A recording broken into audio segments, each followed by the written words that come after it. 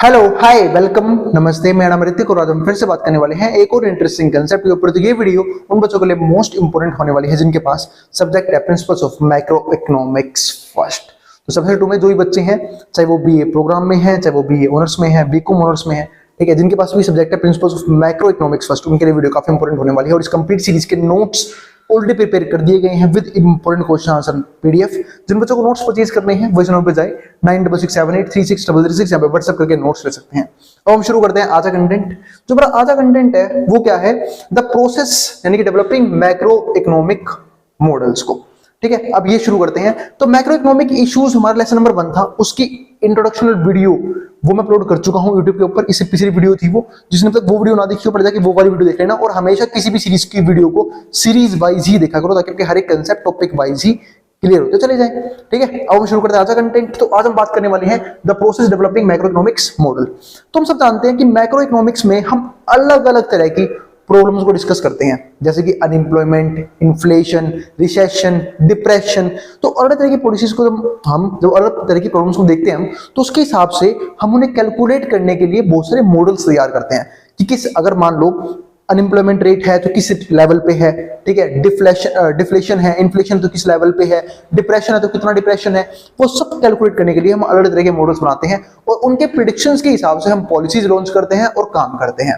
ठीक है, तो इसलिए मॉडल्स की इंपॉर्टेंस काफी ज्यादा बढ़ जाती है मैक्रो इकोनॉमिक्स के केस में, क्योंकि जब तक हमें पता ही नहीं होगा कि प्रॉब्लम्स आ तो रही हैं पर किस लेवल पे आ रही हैं, तो हम काम कैसे कर पाएंगे उन प्रॉब्लम्स को जब तक उन्हें एनालाइज नहीं करेंगे। तो उनको एनालाइज करने में, समझने में हेल्प हमारा कौन करता है, डिफरेंट इकोनॉमिक मॉडल्स। और यही हमें सॉल्यूशन भी बताते हैं कि किस किस तरीके से हम चेंजेस करके सॉल्व कर सकते हैं उन सारी प्रॉब्लम्स को। और उसके हिसाब से जो गवर्नमेंट है वो पॉलिसीज लॉन्च करती है, डिफरेंट डिफरेंट पॉलिसीज जो है वो लॉन्च होती है उसके हिसाब से।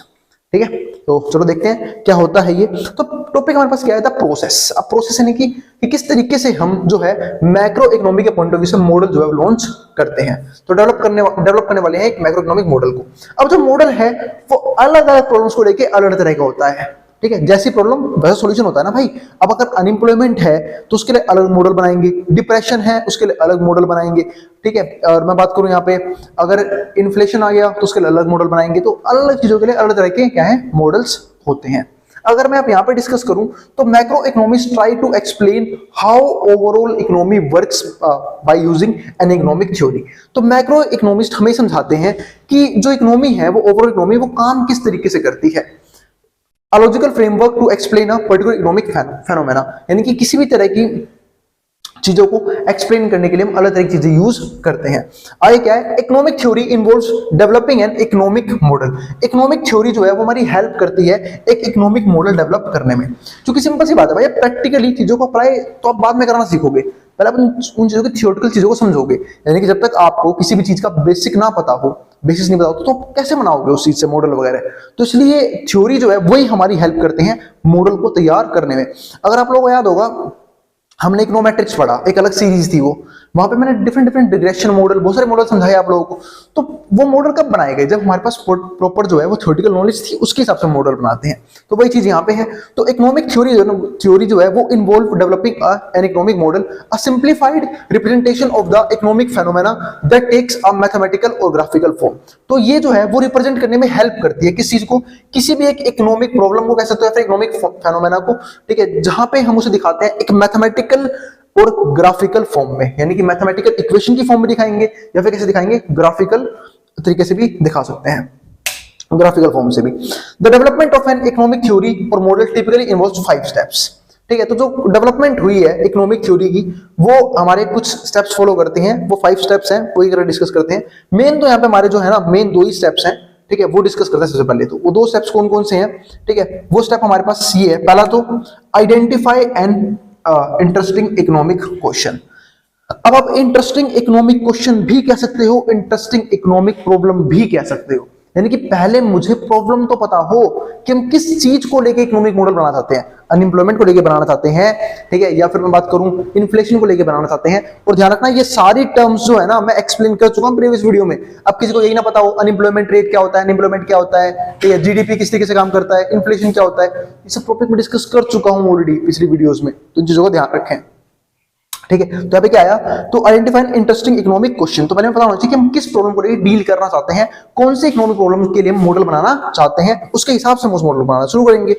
दूसरा पॉइंट यहाँ पे क्या आता है, स्पेसिफाई द वेरिएबल्स। अभी बात है वेरिएबल्स क्या हैं भाई, वेरिएबल्स हमारे वो फैक्टर होते हैं जिसपे हमारा वो मॉडल डिपेंड करता है। अब अगर आपको अनएम्प्लॉयमेंट ही डिफाइन करना है तो अनएम्प्लॉयमेंट को बहुत सारे फैक्टर जो है वो जो है वहां पे अफेक्ट कर सकते हैं, तो हमें वो सारे फैक्टर अपने मॉडल्स में यूज करने पड़ेंगे, ठीक है, जिनकी वजह से एक कंट्री में अनएम्प्लॉयमेंट देखने को मिलती है या पाई जाती है, वो चीजें to be explained by the model. तो ये मॉडल करेगा यहाँ पे। अब दिक्कत क्या है, वेरिएबल दो तरह के हैं, ठीक है, एंडोजीनस और एक्सोजीनस वेरिएबल। अब दोनों में डिस्कस कर लेते हैं कि भैया एंडोजीनस वेरिएबल क्या है और एक्सोजीनस वेरिएबल क्या है। एंडोजीनस वेरिएबल का मतलब पता है क्या है, कि जो उस मॉडल के अंदर रहने वाले वेरिएबल्स जो मॉडल के पास पहले ही पाए जाते हैं। जैसे यहाँ पे देखो, जैसे कि अगर मैं बात करूं यहाँ पे, और एक्सोजीनस वेरिएबल में दूसरे होते हैं, तो कंज्यूमर, जैसे एक्सोजीनस वेरिएबल कंज्यूमर ऑप्टिमिज्म और गवर्नमेंट स्पेंडिंग। इसका मतलब कंज्यूमर कितनी चीजें चाहते हैं, कंज्यूमर कहां पे अपना ऑप्टिमल, क्योंकि देखो कंज्यूमर का काम भी क्या होता है, अपने सेटिस्फेक्शन को मैक्सिमम करना, ठीक है, तो वो उसके हिसाब से उसका ऑप्टिमिज्म क्या है और गवर्नमेंट कितना खर्चा कर रहा है उस चीज के ऊपर, ये देखना जरूरी है। फिर बनता है हमारा मॉडल, फिर कहता है एंडोजिनस वेरिएबल यानी कि अनएम्प्लॉयमेंट रेट, यानी कि अब यहां से डिटरमाइन होता है अनएम्प्लॉयमेंट रेट, यानी कि एंडोजिनस वेरिएबल वो है जो निकल के आता है मॉडल में से, ठीक है, यानी कि क्या आउटपुट जनरेशन हो रहा है। क्योंकि देखो एक टाइम पे इस दुनिया की कोई सी भी इकोनॉमी ऐसी नहीं है जहां पे अनएम्प्लॉयमेंट जीरो कर दी जाए। ऐसा क्यों नहीं होता, क्योंकि यार बहुत से लोग जॉब करना चाहते ही नहीं है। अब जो लोग जॉब ही नहीं करते वहां पे उनको मैं जॉब कैसे प्रोवाइड कर दूं, अब किसी की इच्छा ही नहीं हो रही काम करने की, लाइफ में पर्पजलेस पर्सन है, पर्पज ही नहीं है जिंदगी में, ठीक है, सुबह उठना है, खाना पीना है, जानवरों वाली जिंदगी है, रील देखनी है और फिर सो जाना है, ठीक है, तो वो वाले हालात आ रखे हैं उनके। तो वही चीज यहाँ पे है, तो कंज्यूमर का ऑप्टिमिज्म उसका बहुत हाई हो, गवर्नमेंट जो है वो इस हिसाब से खर्चा नहीं कर पा रही हो या फिर डेवलपमेंट नहीं कर पा रही हो, तो उस केस में अनएम्प्लॉयमेंट आपको दिखेगी। और अगर कंज्यूमर चाहता है कि जॉब्स उस लेवल पे हो, लेकिन जो गवर्नमेंट है उनकी स्पेंडिंग्स बहुत कम है, तो इसका मतलब क्या है कि गैप बहुत ज्यादा होगा, और जब गैप बहुत ज्यादा होगा तो अनएम्प्लॉयमेंट भी उतनी ही ज्यादा देखने को मिलेगी हमें।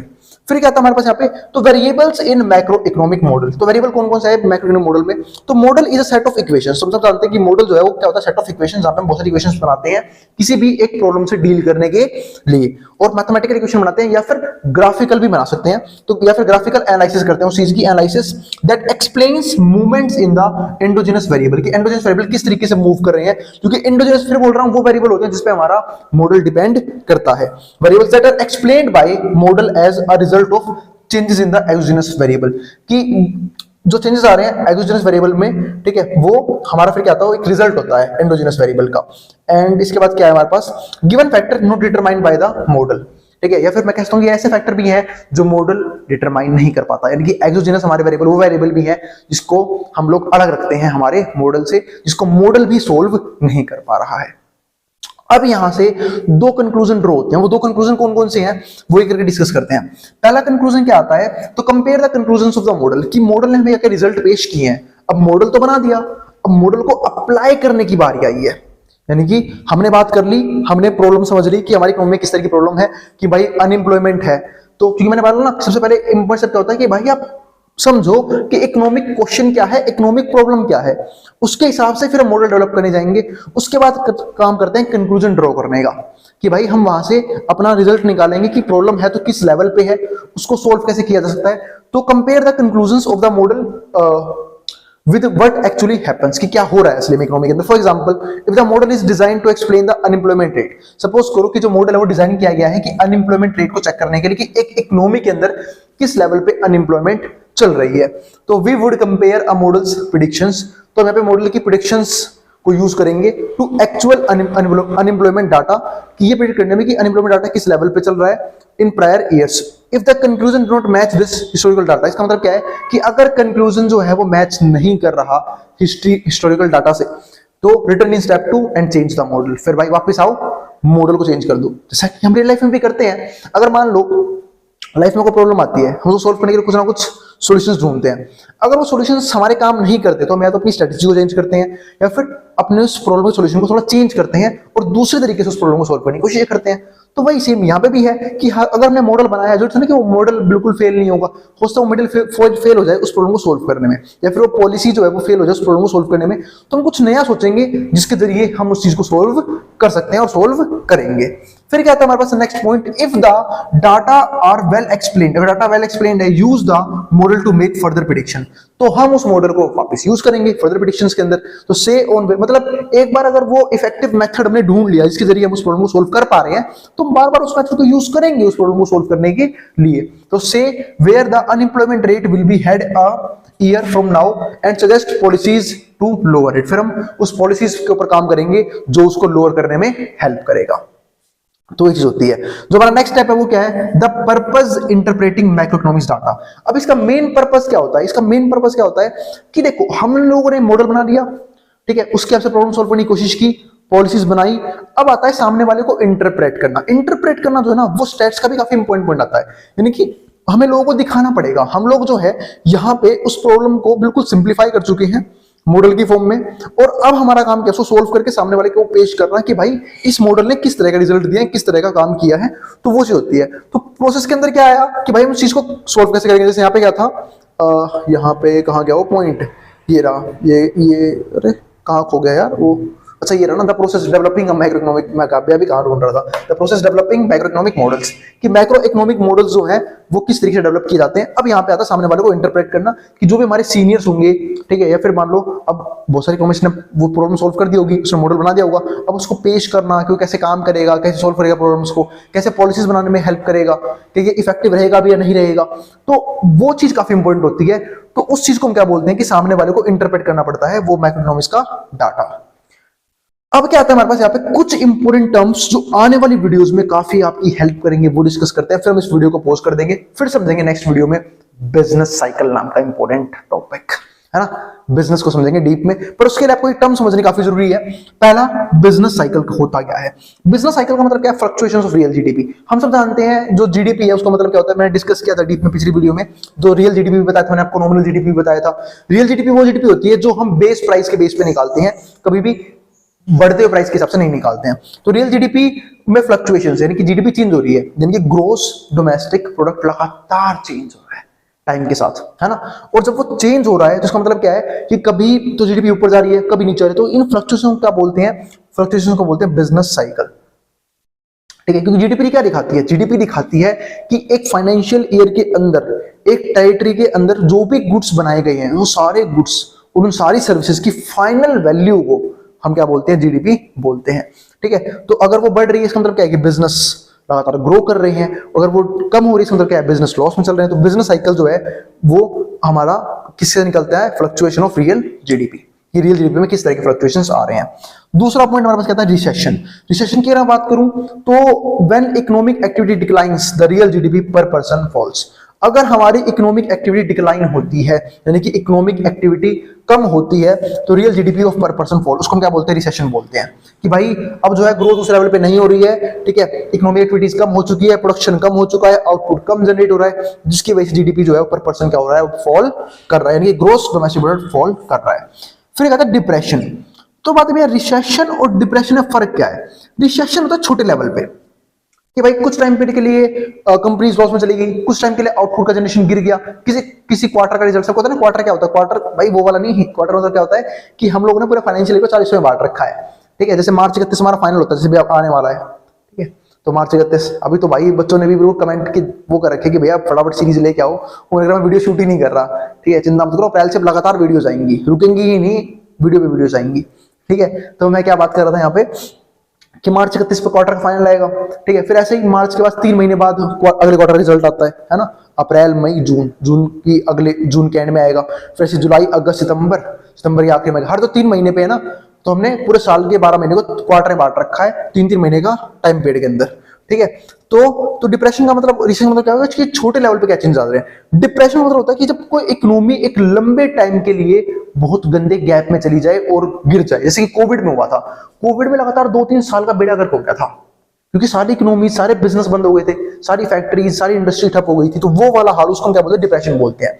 तो when the decline in real GDP severe, मतलब जब रियल जीडीपी गिरे तो पर बहुत गंदे तरीके से गिरे, तो उसको क्या बोलते हैं, रिसेशन इज कॉल्ड डिप्रेशन। तब हम उसको डिप्रेशन बोलते हैं। अगला पॉइंट हमारे पास क्या आता है, इन्फ्लेशन रेट। तो इन्फ्लेशन रेट का सिंपल सा मतलब है कि जब भी प्राइस राइज करता है चीजों का, क्यों? और प्राइस क्यों ऐसा रहेगा? क्योंकि मार्केट में डिमांड फालतू है, सप्लाई कम हो रही है, जिसकी वजह से लगातार महंगाई बढ़ती रहती है, तो उसको हम क्या बोलते हैं? इन्फ्लेशन बोलते हैं। इसका उल्टा एक और टर्म होता है, उसको हम डिफ्लेशन बोलते हैं। डिफ्लेशन होता था जब चीजें सस्ती होती चली जाती हैं, और ये कब हुई थी? कोविड के जाने के बाद। क्यों? क्योंकि लोगों के पास पैसा था नहीं, लोग चीजों को अफोर्ड नहीं कर पा रहे थे, तो डिमांड कम हो गई थी, सप्लाई फालतू थी, क्योंकि कंपनीज रन करने लगी थी वापस। तो इस तरीके से क्या हुआ था? डिफ्लेशन क्रिएट हो गया था इकोनॉमी के अंदर, कि मंदी आ गई थी, रिसेशन आ गया था। उसी को बोलते हैं तरह से डिप्रेशन, क्योंकि वो एक लॉन्ग टाइम पीरियड तक चला था। ठीक है, वो चीज। और एक टर्म और है बिजनेस साइकिल के अंदर, रिसेशन की बात कर ली, डिप्रेशन की बात कर ली, इसको बोलते हैं बूम। बूम का मतलब पता है क्या होता है? कि जब जो कंपनीज है, फिर जो बिजनेस है, वो काफी अच्छे तरीके से ग्रो कर रहे हैं, जीडीपी लगातार ग्रो कर रहा है, नेशनल इनकम लगातार ग्रो कर रही है। जैसे कोविड के बाद हुआ, सडनली बूम आया स्टॉक मार्केट के अंदर, स्टॉक मार्केट ही बहुत ऊपर गई, चली गई एकदम से। ठीक है, तो उसे बोलते हैं कि ओवरऑल इकोनॉमिक ग्रोथ है ना काफी अच्छी आई, उसको बोलते हैं बूम का टाइम पीरियड, कि भाई बिजनेस बिजनेस सब ग्रो कर रहे हैं। अब देखो फिर वही हाल आ गया है, 2024 के एंड से स्टॉक मार्केट वगैरह सब वापस फ्लक्चुएट कर रही है, लोग घबराए हुए हैं, पता नहीं क्या होगा इकोनॉमी के साथ, तो अलग चीज चल रही है। ठीक है, तो भाई जो इन्वेस्टर्स होंगे ना, पता होगा। तो इस तरीके से जो काम चीजें हैं वो रन करती हैं। तो उम्मीद है आपको इस वीडियो में किसी प्रकार डाउट नहीं बचा हुआ है। अगली वीडियो में बात करेंगे नेक्स्ट टॉपिक के बारे में, यानी कि बिजनेस साइकिल के बारे में डीप में समझेंगे। ठीक है, तो मिलेंगे अगली वीडियो के अंदर। और अगर वीडियो पसंद आई हो तो वीडियो को लाइक के बिना मत जाना, और चैनल को सब्सक्राइब भी कर देना ऐसी वीडियोस के लिए, और उन बच्चों को शेयर करना बिल्कुल मत भूलना जब बच्चों का एग्जाम होने वाला हो सेम सब्जेक्ट का। और नोट्स के लिए आप इस नंबर पर व्हाट्सएप करके नोट्स ले सकते हैं। अब इसको जो उतार सकता है मैं बोर्ड के सामने से।